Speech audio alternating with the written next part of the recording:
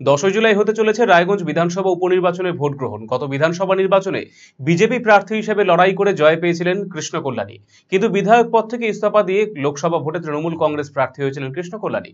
ফলে রায়গঞ্জ বিধানসভা আসনটি ফাঁকা হয়ে যাওয়ায় অনুষ্ঠিত হচ্ছে উপনির্বাচন। উপনির্বাচনকে সামনে রেখে প্রার্থীরা তাদের মনোনয়নপত্র জমা দিয়েছেন।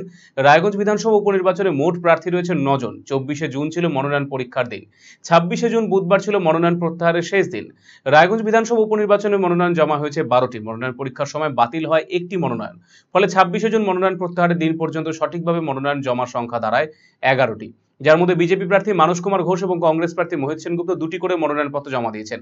মনোনয়ন বাতিল হয় নির্দল প্রার্থী জয়দেব ঘোষের। মনোনয়ন প্রত্যাহারের দিন পর্যন্ত রায়গঞ্জ বিধানসভা উপনির্বাচনে মোট প্রার্থী রয়েছেন 9 জন। বিজেপি প্রতীকে লড়াই করছেন মানস কুমার ঘোষ। লোকসভা ভোটে পরাজয়ের পর এবারে বিধানসভা উপনির্বাচনে তৃণমূল কংগ্রেস প্রার্থী হিসেবে প্রতিদ্বন্দ্বিতা করছেন কৃষ্ণ কল্যাণী। কংগ্রেস প্রার্থী হিসেবে উপনির্বাচন লড়াই করছেন Mohit Sengupta. North Bengal People's party প্রার্থী করেছে বলরাম চক্রবর্তীকে। অন্যদিকে নির্দল প্রার্থী হিসেবে প্রতিদ্বন্দ্বিতা করছেন 5 জন। নির্দল প্রার্থী হিসেবে রয়েছেন প্রভাস রায়, বাহামণি হাসদা, বিনয় কুমার দাস, ফকিরা আহমদ, আনোয়ারুল হক। ইতিমধ্যে জোর কদমে চলছে প্রচার। 13 জুলাই ভোট গণনা। রায়গঞ্জ বিধানসভার দখল কোন দলের হাতে যায় সেদিকে নজর সকলের।